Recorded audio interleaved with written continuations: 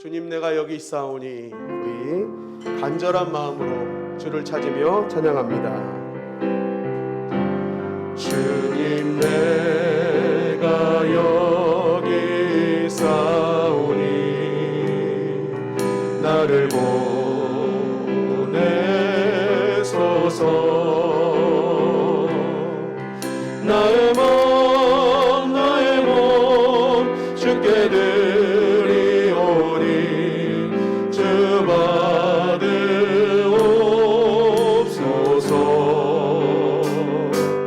주님 내가 여기 있사오니 나를 써주소서.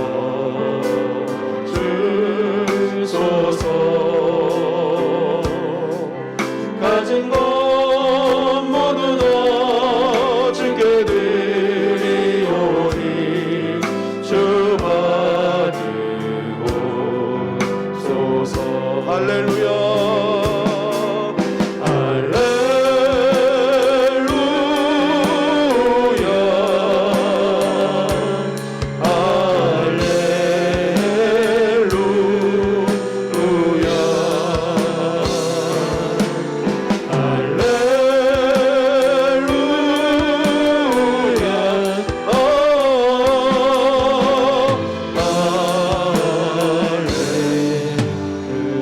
바라보며 다시 한번 찬양합니다.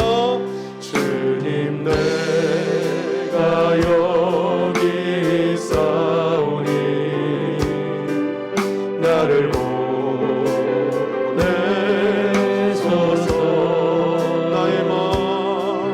나의 몸 주께 드리오니 주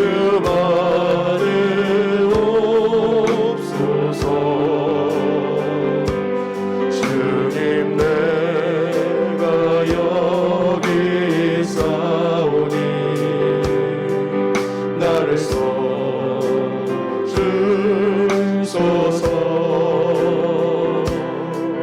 가진 것 모두 다 주께 드리오니 주 받으오. 우리의 중심을 다해 주님을 찬양합니다. 할렐루야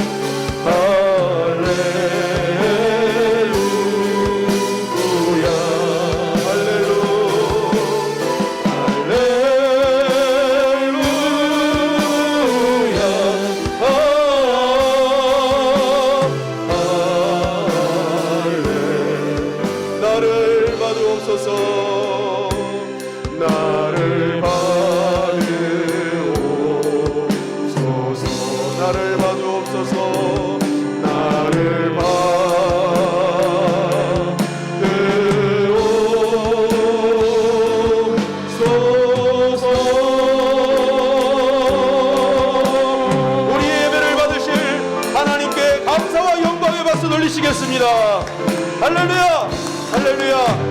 우리의 찬양과 예배를 받으실 줄 믿습니다.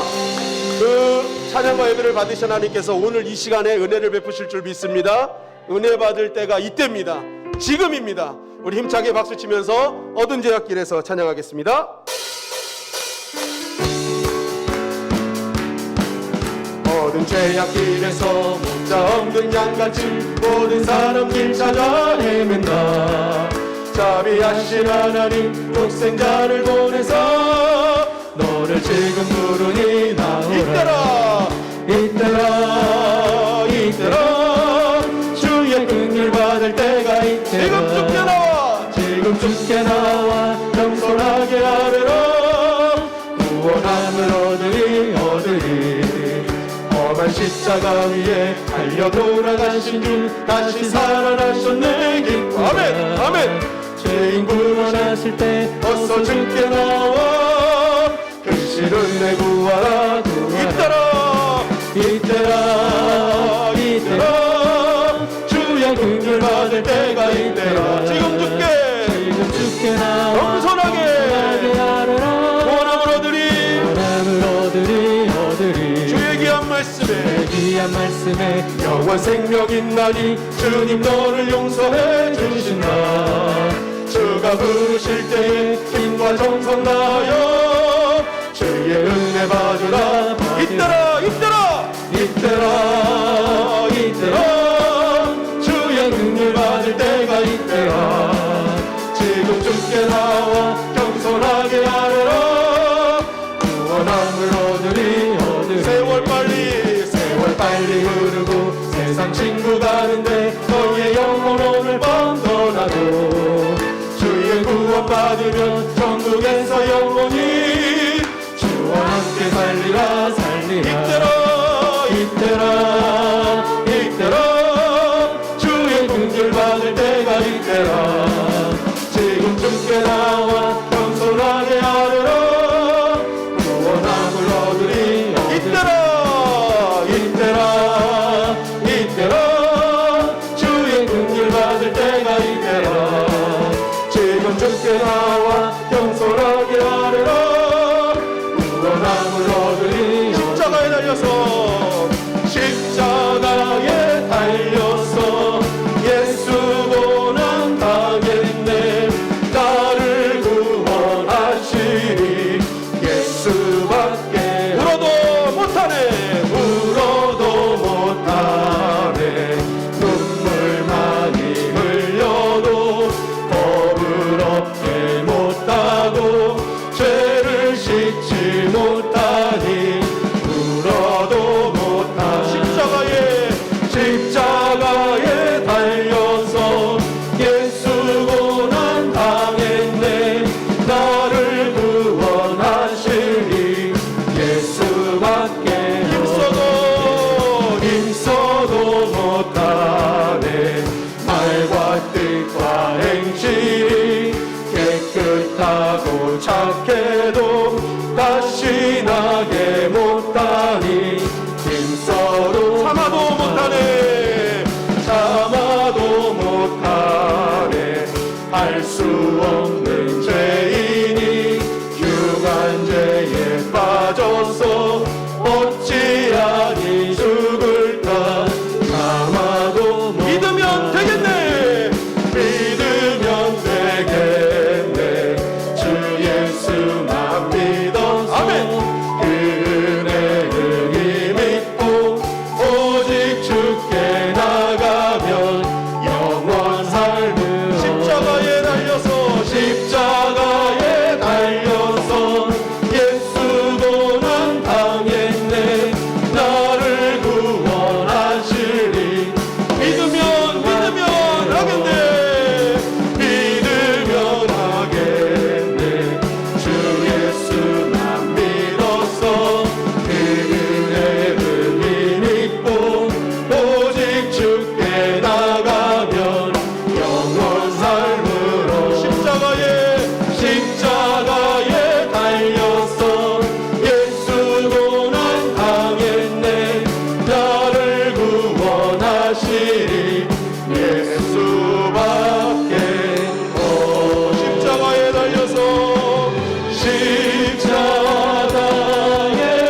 달려서 예수 고난 당했네.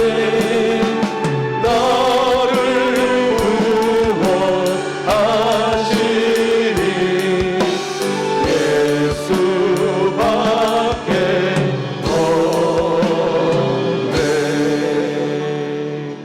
여러분, 우리가 예수 그리스도의 십자가만 믿으면 모든 것에서 구원해 주실 줄 믿습니다. 그 믿음이 이기는 것입니다. 그리고 우리가 또 하나를 믿어야 될 게 무엇이 있냐면요, 우리 각자마다 상황과 환경은 다르지만 각자마다 부르신 이유와 목적이 있다는 것입니다. 절대 비교할 필요가 없어요. 우리에는 하나님께서 불러주신 다 목적이 있습니다. 뜻이 있습니다. 우리가 바라봐야 될 것은 그 뜻에, 그 목적에 합한 길을 걷는 거죠. 나에게 주신 길만 가면 됩니다. 그 길만 가다 보면 그 길 끝에서 기다리시는 주님의 상급이 있고 면류관이 있어요. 힘들더라도 여러분, 나에게 주신 모리아산 올라가십시오. 거기에는 여호와 일의 하나님이 함께 계십니다. 하나님의 부르심에는 결코 실수가 없습니다. 우리는 실수로 부른 사람들이 아니에요. 목적이 있어 불렀습니다. 더 좋은 것, 더 신실한 것으로 허락해 주실 줄 믿습니다. 하나님의 부르심에는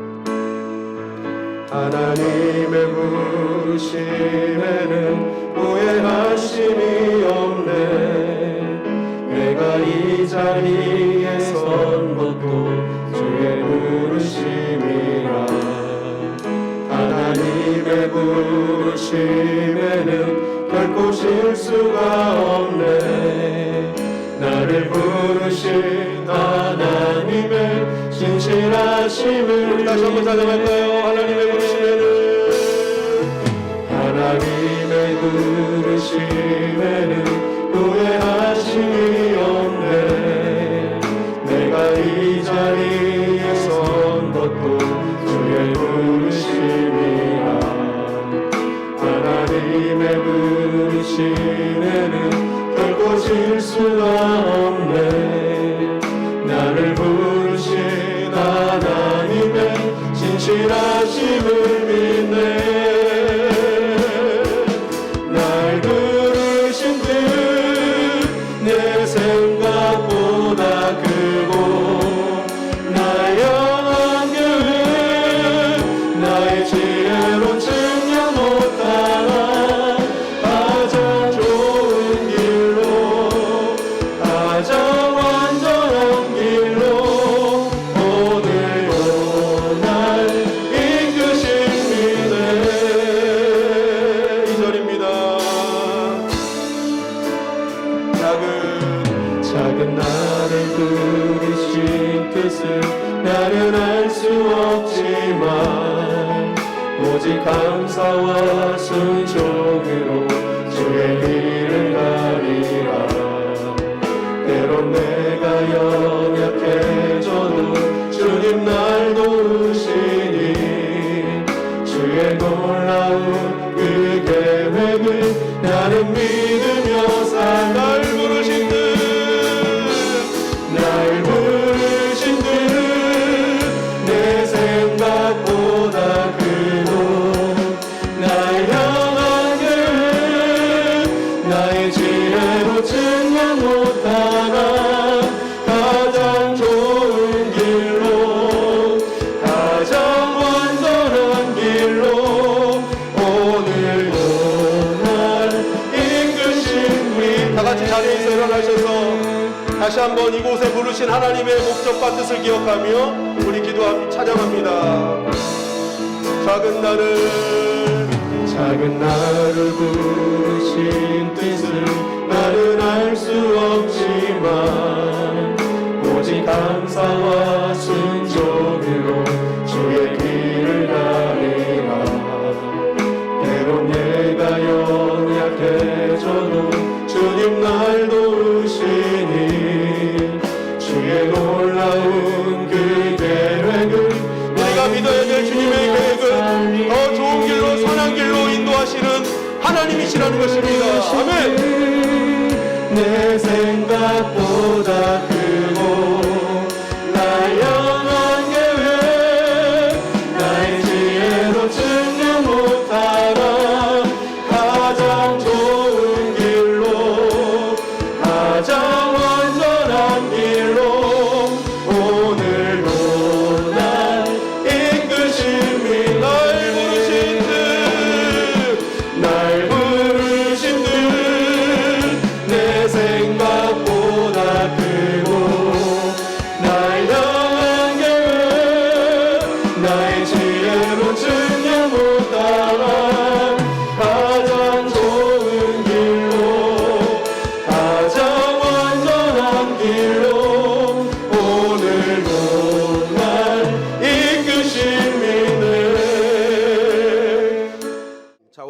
말씀을 가지고 지난주에 이어서 나시린이라 쓰고 그리스도인이라 읽는다 두 번째 시간으로 함께 은혜를 나누고자 합니다. 민수기 6장은 나시린 서원에 대한 말씀입니다. 이 나시린은 나자르 해가지고 구별되다라는 단어입니다. 그래서 레위지파와 제사장을 제외한 이스라엘의 남녀노소 누구든지 이 서원을 할 수 있었습니다. 그래서 내가 기간을 정해서 하나님께 구별되어 살겠다라고 결단을 하는 것이죠. 이 말은 결국 오늘날 예수 그리스도를 믿고 내가 세상과 구별되어 살아간다는 뜻을 가진 그리스도인, 예수 그리스도의 삶을 따라가겠다 하는 그리스도인과 같은 말이라 볼 수 있습니다. 그래서 나시린 서원은요, 구약에 있는 사람들만이 하는 서원이 아니라 이 땅의 그리스도인으로 부름받은 우리 역시도 이 나시린이 지켜야 될 이러한 규범들을 지켜야 된다라고 말씀을 드렸죠. 한번 따라하겠습니다. 나시린이라 쓰고 그리스도인이라 읽는다. 여러분, 그래서 성경에 나시린 나오면 이거 그리스도인하고 바꿔 읽으면요, 우리에게 같이 적용이 되는 것이죠. 중요한 것은 나시린 서원이라는 것은 그냥 내가 구별되어 살겠습니다라는 입술의 고백으로만 끝나지 않는다는 것입니다. 반드시 삶의 고백으로 연결되어진다는 거예요. 그러니까 행동으로 연결되어진다는 것이죠. 그래서 하나님께서는요, 이 나시린 고백을 했던 사람들이 어떻게 살아야 되는지 정확하게 3가지로 말씀해 주셨죠. 우리는 지난주에 그 중에 한 가지를 알게 되었습니다. 그 한 가지가 뭐였어요? 포도주와 독주를 마시지 말며 포도주가 생각나는 것 근처도 가지 말라. 그죠? 그러니까 하나님은 포도주와 독주 마시지 말라라고 끝나지 않고 그거 생각나게 하는 것조차 가지 말라라고 하셨어요. 하나님께 구별되기로 살기로 결단하면 그렇게 해야 된다는 거예요. 그럼 왜 그럴까요? 이거는 술 먹지 말라는 거거든요. 그리고 술 생각나는 거 근처도 가지 말라는 거거든요. 그 이유가 술이 가진 힘이 있죠. 여러분, 우리가 술은요, 때로는 나의 괴로움과 아픔을 달래보려고 마실 때가 있습니다. 그런데 그 술이요, 어느 순간에요, 처음에는 그냥 내가 괴롭고 어려운 거를 좀 달래보려고 마셨는데 그 술이 넘치면요, 그 술 때문에 이제는 괴로움과 아픔을 경험하게 되는 거예요. 그 술로 인해서 어떡합니까? 우리 과학적으로도 우리 전두엽을 이렇게 마비시켜가지고, 전두엽은 좋은 선택을 하고 결정을 하게 하는 그런 아주 좋은 활성을 하는 뇌인데, 이게 딱 멈춰버림으로 어떻게 하는 거예요? 나쁜 행동이 나오는 거죠. 그래서 술 안 먹으면 그렇게 젠틀한 사람이 술 먹으면 욕하고 막 과격해지고 막 운전대 잡아도 막 운전하고, 그 술로 인해 나타나는 여러 가지 죄의 문이 열린단 말입니다. 그러니까 이 술이 가진 아주 안 좋은 힘이 있는 거예요. 그리고 이 술의 힘이라는 게 뭐예요? 이 세상의 힘을 말하는 거죠. 하나님의 힘이 아닌 세상의 힘을 의지하며 살지 말라. 세상의 즐거움으로 살지 말라는 거예요. 왜냐하면 세상의 힘과 세상의 즐거움은요, 채워도 목말라요. 그래서 더 채우고 싶어지는 거예요. 그래서 내가 이 정도면 됐지 했는데 나보다 더 좋은 거 갖고 있으면요, 저 사람 나보다 더 좋은 거 갖고 있네서 그거 채우려고 그냥. 그러니까 계속 목마르니까 더한 것을 찾다가 엄청난 쾌락으로 빠지기도 한다는 것이죠. 그러나 하나님 주시는 것은 회전하는 그림자가 없습니다. 위로부터 각양각색의 은사와 선물을 주시는데 그 하나님 주시는 힘에는 부작용이 없는 거예요. 채우면 채울수록 만족해 되고 감사하게 되고 자족하게 되죠. 그리고 진짜 하나님의 힘과 능력을 받으면요, 그 힘을 가지고 내가 누군가를 위해 희생하고 헌신하는 자리로 나아갈 수 있는 거예요. 사실 내가 가진 힘으로 누군가를 위해 헌신한다, 이거 쉽지 않거든요. 그런데 하나님이 힘을 주시면요, 그 힘을 가지고 내가 누군가를 위해 희생하고 헌신하게 됩니다. 그러니까 하나님 주신 힘을 사용하면요, 사용할수록 나도 살고 남도 살리는 거예요. 그러니까 이게 얼마나 강력한 힘인지를 우리는 알 수 있는 것이죠. 제가 지난주 이 말씀을 딱 드린 다음에 그 예배 끝나고 나서 교육자들을 통해서 아주 기쁜 소식을 들었어요. 여러분, 예배를 잘 드렸다는 것은요, 여기서 손 들고 찬양했다 그걸로만 평가하는 게 아니라 저 예배당 문을 박차고 나가서 세상 가운데 하나님의 백성으로 살아갈 때 비로소 내가 이 속에서 진정한 예배를 드렸다라고 알 수 있는 거거든요. 근데 이 예배가 끝나고 나서 포도주가 생각나는 포도씨, 포도주스 아무것도 근처도 가지 말라 했더니 지난주에 사과주스, 포도주스, 오렌지주스가 나왔는데 포도주스만 이만큼 남은 거예요. 그래서 왜 그러냐 그랬더니 목사님이 포도주스 근처도 가지 말라 그랬다 그러면서 포도주스를 성도님들이 안 가져갔다는 거예요. 그래서 이야, 우리 성도님들 참 깨어있다. 이거 바로 그냥 적용을 하시는구나. 여러분, 세상 가운데서도 적용하셨습니까?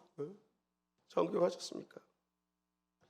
여러분, 우리가 하나님의 백성으로 그리스도인으로 산다는 것은요, 내가 채워도 목마른 그런 세상 힘을 갖고 사는 것이 아니라 조금만 채워도 만족함이 있고, 그 조금만 채워도 정말 감사함이 넘치는 그런 하나님의 힘, 부작용 없는 하나님의 힘으로 살아간다는 것이 참다운 그리스도인의 모습이라는 것이죠. 여러분, 그 힘으로 나도 살고 교회도 살리는 하나님의 백성들이 되시기를 주님의 이름으로 간절히 축원합니다. 이어서 오늘은 나신이 지켜야 될 또 다른 규범들에 대해서 말씀을 드릴 텐데, 그 두 번째가 바로 6장 5절 말씀이에요. 우리 다 같이 한번 읽어볼까요? 시작. 그 서원을 하고 구별하는 모든 날 동안은 삭도를 절대로 그의 머리에 대지 말 것이라.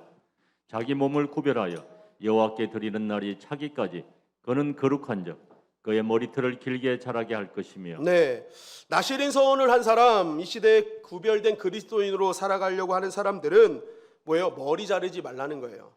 머리 자르지 말고 길게 길러라 라는 거죠. 여러분, 머리를 길게 길러라. 우리가 우리나라에서 보면은요, 뭐 크게 문제될 게 없는데, 이스라엘은요 사막 기후입니다. 그래서 머리를 길게 추렁추렁 기르는 건요, 여러분, 이거 진짜 거추장스럽고 더운 거예요. 막 귀찮은 거예요. 그런데 하나님께서는요, 머리 기르래요. 자르지 말래요. 내가 나신인으로 서원했다면 머리 길러라, 자르지 말라 하는 거예요. 그렇다면 왜 하필 머리일까? 머리. 그것은요, 첫째는요, 가시적인 효과가 있어요. 제일 잘 보이는 거죠. 제일 잘 보여. 뭐냐면 멀리서도 딱 구분이 되는 거예요. 딱 지나가는데 저기서 머리 긴 사람이 앞으로 등장해요. 저 사람 나실인 서원했구나 하고 딱 알죠. 여러분, 우리가 조선시대 가면은 결혼한 사람과 결혼하지 않는 남자, 결혼한 남자와 결혼하지 않은 남자의 구분법이 뭐예요?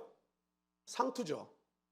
그래서 멀리서 보면은 상투를 딱 들었으면 나이가 어리더라도 저 사람은 임자가 있구나, 가정을 꾸렸구나 하고 압니다. 그런데 나이가 많아도요, 머리 상투 틀지 않고 뒤로 따고 있으면 뭐예요? 아직 결혼 안 한 거예요. 총각인 거예요.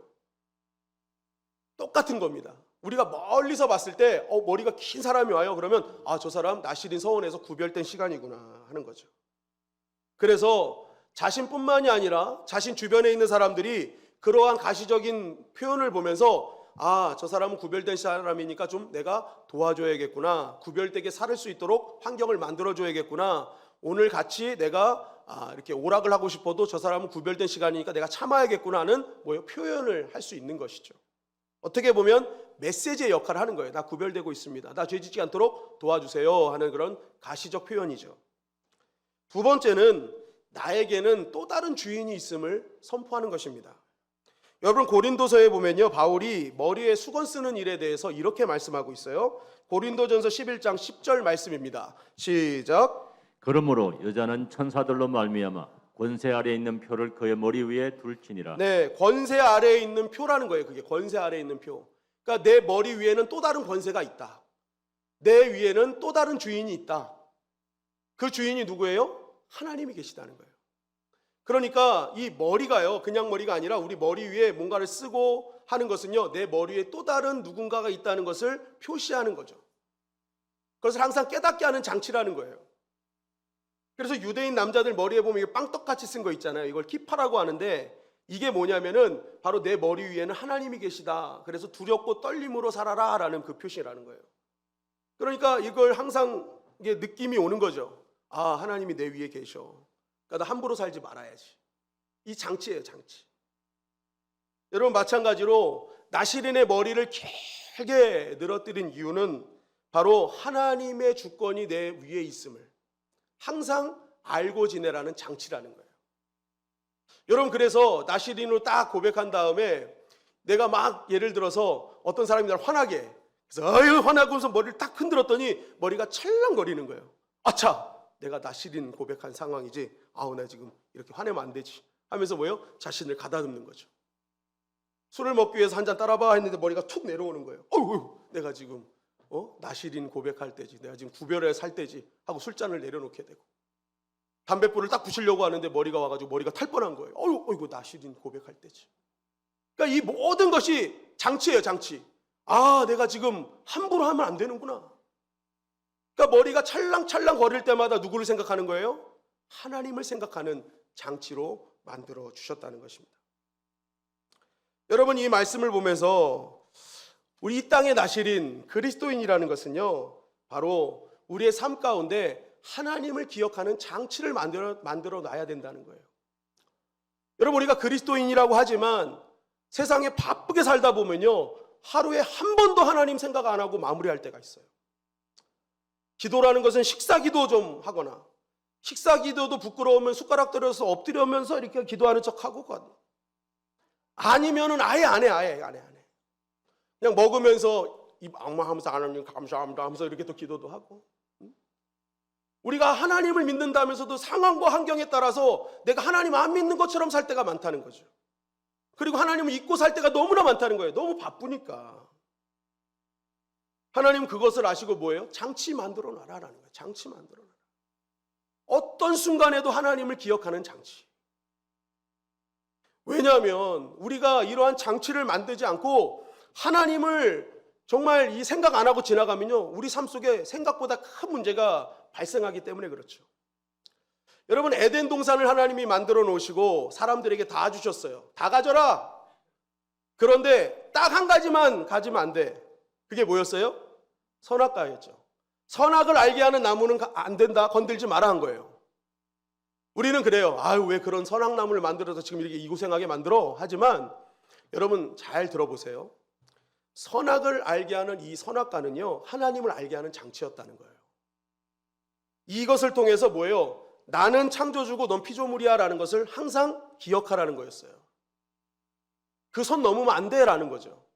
그래서 그 에덴 동산의 아담과 하와는요, 그것만 지키면 되는 거예요. 그 장치만 있으면 되는 거예요. 그걸 보면서 그래, 난 피조물이야. 난 하나님이 만드셨어. 하나님은 나의 주인이시야. 이것만 기억하면요, 에덴 동산이 다 자기 거였어요. 그런데 이 아담과 하와가요, 그 장치를 제거해버린 거죠.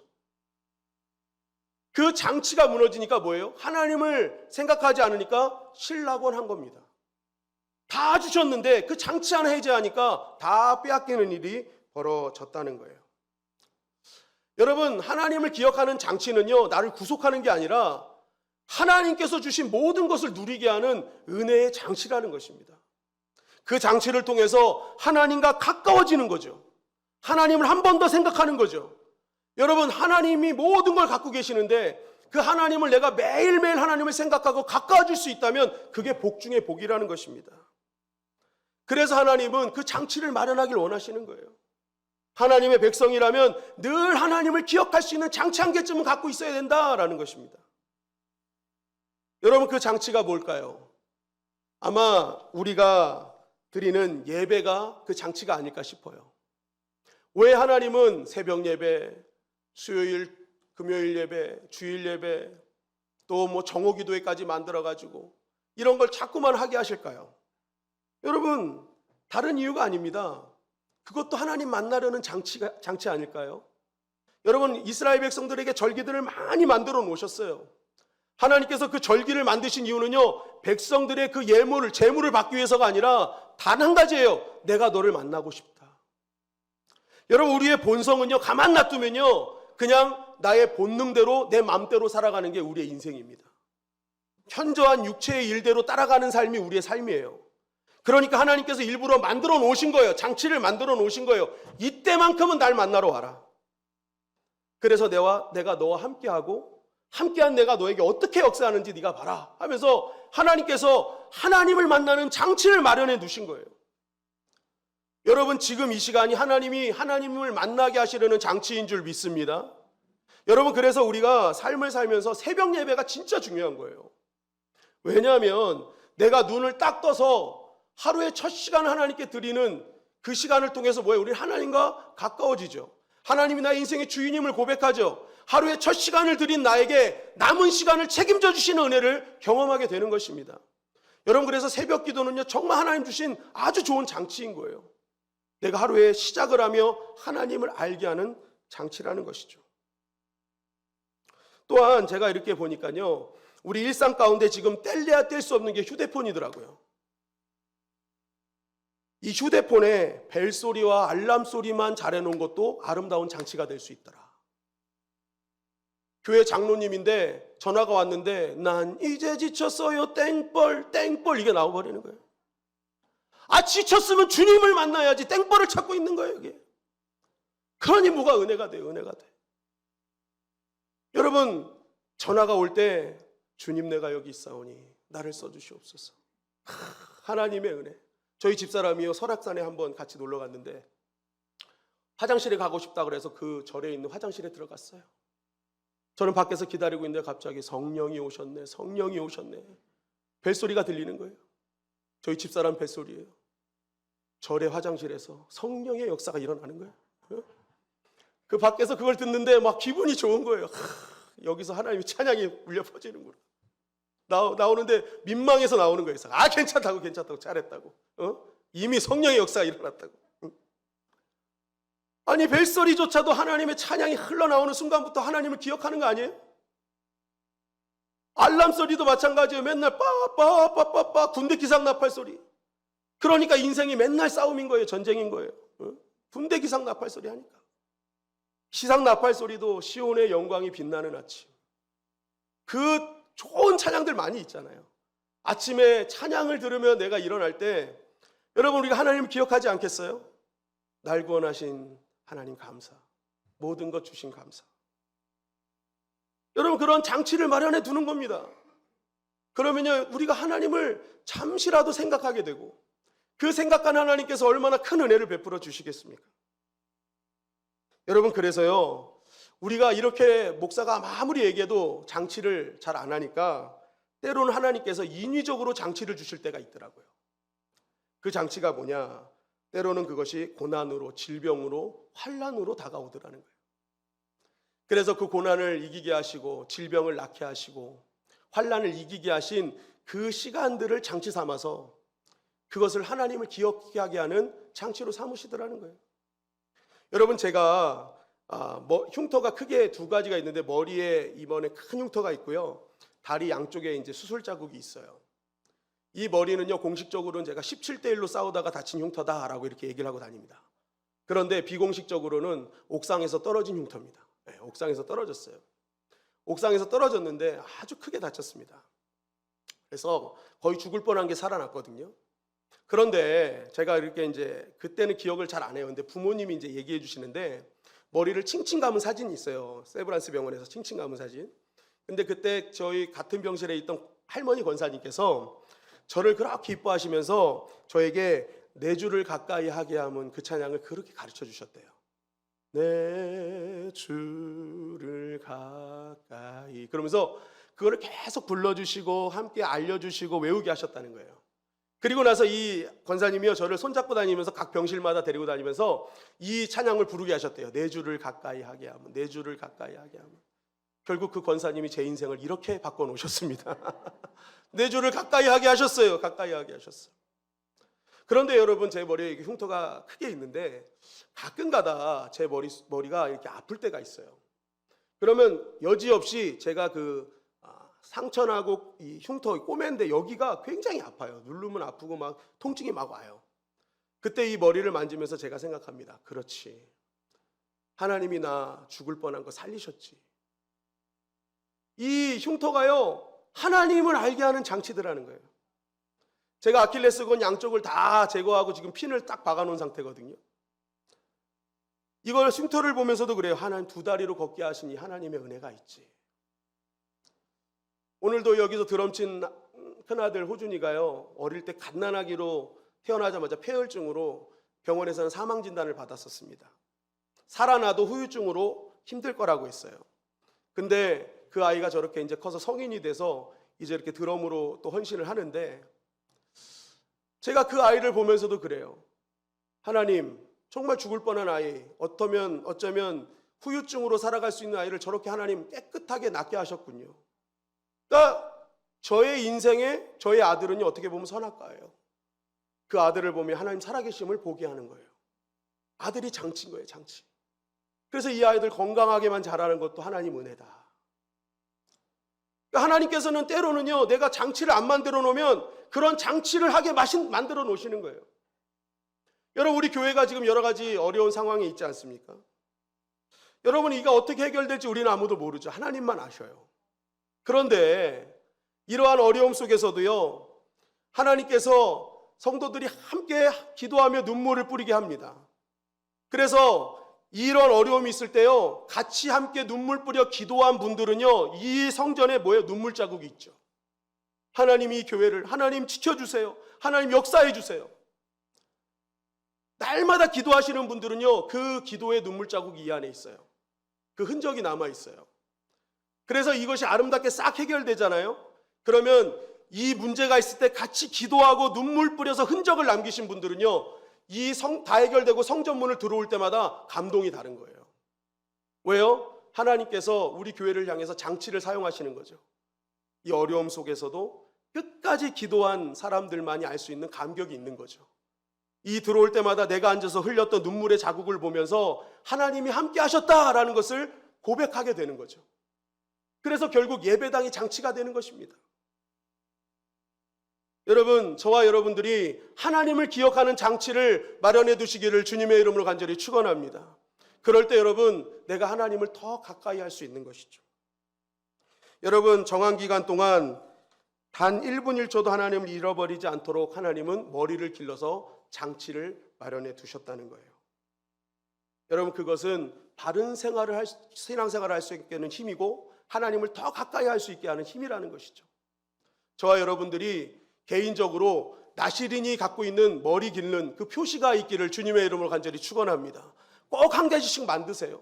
그래서 이번 한 주 늘 하나님을 기억하는 자가 되십시오. 그러면 하나님께서 은혜를 베풀어 주실 줄 믿습니다. 세 번째는 무엇이냐? 민수기 6장 6절부터 7절 말씀입니다. 시작. 자기의 몸을 구별하여 여호와께 드리는 모든 날 동안은 시체를 가까이 하지 말 것이요 그의 부모 형제 자매가 죽은 때에라도 그로 말미암아 몸을 더럽히지 말 것이니 이는 자기의 몸을 구별하여 하나님께 드리는 표가 그의 머리에 있음이라. 자, 세 번째는 시체 가까이 하지 말라는 거예요. 죽은 거 가까이 하지 말라. 이게 어느 정도냐면 부모 형제가 죽어도 가까이 하지 말라는 거예요. 절대 가까이 하지 말라. 여러분, 시체를 왜 가까이 하지 말라고 할까요? 여러분, 시체는요, 생명과 연관이 있죠. 생명 없는 거예요. 여러분, 생명은요, 하나님이 주신 복 중에 복입니다. 우리의 심장이 쿵쾅쿵쾅 뛰고 우리의 영원한 생명을 주신 십자가의 은혜는요, 진짜 복 중에 복이죠. 그런 반대의 죽음은요, 저주 중에 저주인 겁니다. 그래서 성경은 죄의 싹은 사망이라고 하는 거예요. 죄의 싹은 사망이다. 여러분, 그래서 이러한 하나님과 분리되게 하는 것, 하나님이 주신 복을 멀게 하는 이런 하나님과 분리되게 하는 것은 절대 근처도 가지 말라는 거예요. 가까이 가지 말고 손도 대지 말라는 것이죠. 여러분, 우리가 하나님의 자녀고 그리스도인으로 살기로 결단하면요, 절대로 만져서도 안 되고 가까이 하지 말아야 될 시체들이 있다는 거예요. 즉, 하나님과 멀게 하는 것, 하나님과 분리시키는 이러한 것들 절대 손대지 말라는 거예요. 여러분, 내가 손대고 가까이 하면 하나님과 멀어지는 것들이 무엇이 있을까 하고 생각해 봤더니요, 첫째는요, 음란이 있어요. 음란. 여러분, 우리가 아무리 이렇게 은혜 받고요, 아무리 하나님께 예배드리고 딱 나가서 음란 사이트 한번 접속해버리면요, 오늘 하루 받았던 은혜 다 까먹는 겁니다. 내 안에 계셨던 하나님 싹 사라지고 내 안에 그 음란한 생각들, 음란한 사람들이 생각나는 거예요. 그게 시체인 겁니다. 만지지 말아야 될 거라는 거죠. 두 번째는 사람이죠. 사람. 내가 만나는 친한 사람. 여러분, 우리가 꼭 기억해야 될 것이요, 내가 만나는 친한 사람이, 친한 친구가 좋은 친구가 꼭 되지 않는다는 거예요. 친한 친구가 다 좋은 친구가 될 수 없어요. 특히 신앙의 세계는 더 그렇다는 거죠. 내가 분명히 친한데 만나면, 이상하게 이 사람 만나면 하나님에 대한 믿음이 사라져. 교회에 대한 긍정적인 마음이 사라져버려. 뭔가 부정적이고, 내가 사명의 자리를 지키는 게 이상하게 바보 같은 자리인 것 같고. 여러분, 그 사람은 친한 사람이지만 좋은 사람은 아닌 거죠. 가까이 하고 만지지 말아야 될 사람이라는 것입니다. 하나님과 분리되게 하는 거잖아요. 그러나 어떤 사람은 만나면 만날수록 하나님에 대한 소망이 막 끌어올라. 내가 기도하지 않았다가 갑자기 기도하고 싶고, 막 예배의 자리를 찾고 싶고, 내가 잃었던 사명의 자리가 축복의 자리구나를 깨달아서 더 하나님께 가까워지는 사람이 있어요. 그 사람 가까이 하라는 거예요.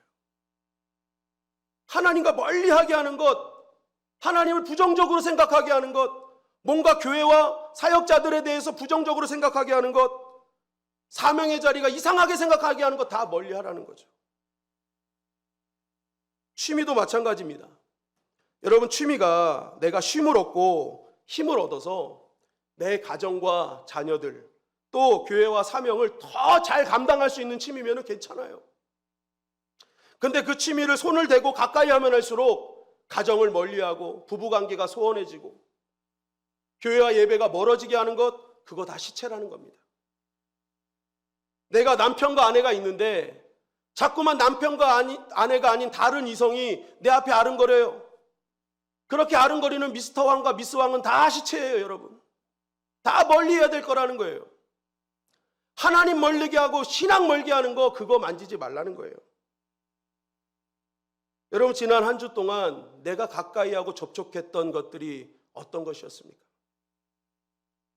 그거 만졌는데 갑자기 내 신앙에 문제가 생겼고, 갑자기 교회에 대해서 이상한 생각이 들고, 내 안에 불같이 일어났던 하나님의 소망이 갑자기 사그러들고, 혹시 그러한 접촉은 있지 않았는지. 오늘 주님 그거 가까이 하지 말라는 거예요. 반대로 내가 무엇인가 접촉하고 만났는데 그 만남이 너무너무 기쁜 거예요. 그 만남만 생각하면 막 더 하나님을 생각하게 되고, 그래서 더 하나됨을 누리려고 하고, 사명 감당하는 거라면 그거 만나라는 것입니다. 여러분, 우리가 믿음을 가졌다는 것은요, 누군가를 살리는 것입니다. 그리고 내가 살리는 존재가 되는 거예요. 여러분, 우리는 자꾸만 생명력으로 충만해져야 될 줄 믿습니다. 하나님 주신 생명력으로 충만해져야 되는 거예요. 제가 말씀을 보면서 이런 글을 봤어요. 살아있으면 새가 벌레를 먹지만 죽으면 벌레가 새를 먹는데요. 여러분, 생명이 충만한 새는요, 어떤 벌레의 공격에도 다 감당하는 거예요. 다 먹어버리는 거예요, 그냥. 근데 그 새가 죽으면요, 그렇게 자기가 우습게 여겼던 벌레들이 자기를 먹게 되는 거예요. 새의 힘은요, 생명력에 있는 겁니다. 생명력에 있는 거예요. 여러분, 우리의 영적 생명이 충만할 때요, 어떤 사단의 공격도 이길 수 있는 거예요. 그런데 그 생명력이 차단되잖아요. 그럼 우린 작은 시험에도 무너질 수밖에 없는 존재인 거죠. 여러분, 그래서 신앙생활은요, 나를 살리는 것을 붙잡는 게 신앙생활입니다. 따라하십니다. 나를 살리는 것을 붙잡자. 네. 나를 살리는 것 붙잡는 게 신앙이에요. 열왕기상 1장 50절 51절은 이렇게 증거하고 있습니다. 열왕기상 1장 50절 50절 시작. 아도니아도 솔로몬을 두려워하여 일어나 가서 제단 뿔을 잡으니 어떤 사람이 솔로몬에게 말하여 이르되, 아도니아야, 솔로몬 왕을 두려워하여 지금 제단 뿔을 잡고 말하기를, 솔로몬 왕이 오늘 칼로 자기 종을 죽이지 않겠다고 내게 맹세하기를 원한다 하나이다. 자, 아도니아는 지금 잘못된 것을 붙잡아서 죽을 위기에 처했습니다. 자신의 욕망과 야욕을, 자기의 그런 욕심을 채우기 위해서 그 모든 것을 붙잡았죠. 죽을 위기였어요. 그 죽을 위기에 처했던 아도니아가 자기가 살기 위해서 했던 일은 제단 뿔 잡는 거였어요. 이 제단 뿔은요, 번제단 위에 있는 4개의 뿔을 상징합니다. 그 뿔의 의미는요, 구원의 뿔이고 자비의 상징이죠. 그래서 그 뿔을 딱 잡는 순간 어떻게 됐어요? 솔로몬이 그 뿔의 의미를 알고 그를 살려줘요. 여러분, 우리가 잡아야 될 게 있고 잡지 말아야 될 게 있다는 것입니다. 접촉해야 될 게 있고 접촉하지 말아야 될 게 있다는 거예요. 여러분, 우리가 어떤 상황에서도 제단뿔 잡기를 주님의 이름으로 간절히 축원합니다. 제단뿔 잡아야 사는 거예요. 맨날 나 죽이는 거 잡아봤자 그거 나한테 아무런 소용이 없어요. 나 살리는 거 잡아야죠. 여러분, 우리가 성전에서 흐르는 강세단에서 흐르는 물은 다 살린다고 말하지 않고 있습니까? 엄청난 생명수인 거예요. 그래서 여러분, 우리의 삶 가운데 죽을 위기에 처했으면요, 성전에 와서 성전 뿔 잡는 거예요. 예배 드리는 거예요. 하나님께 기도하는 거예요. 그럼 살아나는 것입니다. 그게 제단 뿔 잡는 신앙이에요. 왜 맨날 나를 죽이고 내 영혼육을 망가뜨리는 거 붙잡고 살아갑니까? 하나님의 백성은 나 살리는 성전 뿔 잡는 거예요. 그래야 우리의 영혼육이 살아나는 것입니다. 저와 여러분들이 우리를 살리는 제단 뿔 잡는 신앙이 되시기를 주님의 이름으로 간절히 축원합니다. 그거 살리는 거 잡아야죠. 살리는 거. 여러분, 우리 2주 동안요 나시린 서원을 들었어요. 이 땅에 구별되어 살기로 결단하는 그리스도인들의 결단해야 될 그러한 사항이라고 우리는 말씀을 듣고 있습니다. 이걸 들으면서 어떤 분은 그럴 거예요. 아우, 내가 괜히 그리스도인이 됐나 보다. 아, 이거 술도 못 먹고, 아, 이거 친한 친구도 못 만나고, 아, 이거 어떻게 해, 이거, 아, 이거 큰일 났네. 그러나 여러분, 다시 한번 말씀드립니다. 우리가 그리스도인으로 구별되어 내가 나시린을 결단을 하는 것은요, 나를 구속하는 게 아니에요. 더 하나님과 가까이 삶으로써 하나님이 주시는 그 은혜를 누리게 하는 하나님의 축복의 장치라는 것입니다. 창세기 49장 26절은 이렇게 우리에게 증거하고 있어요. 시작. 내 아버지의 축복이 내 선조의 축복보다 나아서 영원한 산이 한없는 같이 이 축복이 요셉의 머리로 돌아가며 그 형제 중 뛰어난 자의 정수리로 돌아오리라. 내 아버지의 축복이 내 선조의 축복보다 낫다. 요셉을 축복할 때, 야, 너 아버지의 축복, 야곱이죠. 그 축복이 내 선조들의 축복보다 크거든. 그 축복이 요셉 네 머리로 나갈 거야. 여러분, 요셉의 그래서 받은 축복이 담을 넘는 가지의 축복 아닙니까? 축복이 찬 걸로 끝난 게 아니라 넘어가 버렸어요. 그래서 그게 흘러가지고 축복의 통로, 생명의 통로로 사는 게 요셉의 축복입니다. 그런데 왜 이 요셉이 이런 축복을 받았느냐? 그 이유가 형제 중에 뛰어난 자의 정수리라고 그랬어요. 형제 중에 그는 뛰어났기 때문이라는 거예요. 그럼 뭐가 뛰어났냐? 뭐가 뛰어났냐? 여러분, 여기서 뛰어나다라는 단어가 바로 나자르예요. 오늘 우리가 성경에서 본 나시린, 나자르, 구별됨.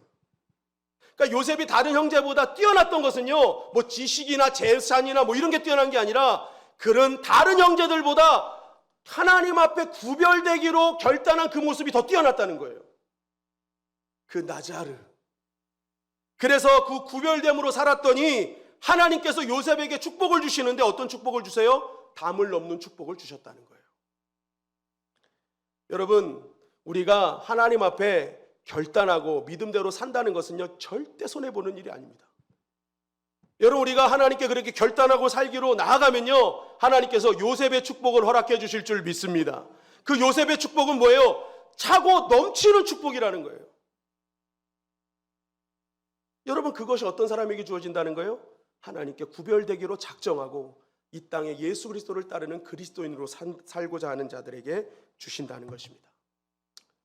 여러분, 오늘 이 예배가 우리가 그런 나시린의 결단이 있는 예배가 되기를 주님의 이름으로 간절히 축원합니다. 그 예배는 결코 손해보는 결단이 아니에요. 하나님께서 우리에게 더 많은 것들을 주시는, 넘치는 축복을 주시는 결단인 것입니다. 여러분, 오늘 함께 하시는 것을 날마다 깨닫는 장치를 하나씩 마련해 두십시오.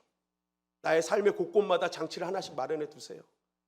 화장실에도 선반에다가 성경책이나 뭐 하나 놓고 가서 하나님 말씀 보는 거예요. 나의 안방이나 나의 어디 곳곳마다, 회사에도 하나님을 알 수 있는 장치들 하나씩 다 마련해 놓는 겁니다. 그럼 얼마나 하나님을 날마다 생각하고 하나님 기뻐하시겠어요. 그리고 내가 나의 영혼육을 살리는 것들을 가까이 하고 만지는 거예요. 그리고 누구든지 나를 만지면 살 수 있도록 내가 하나님의 사람으로 잘 서 있는 것입니다. 여러분, 그것이 이 시대의 나시린이고 그러한 나시린을 통해 역사하신 하나님을 경험하게 되는 것입니다.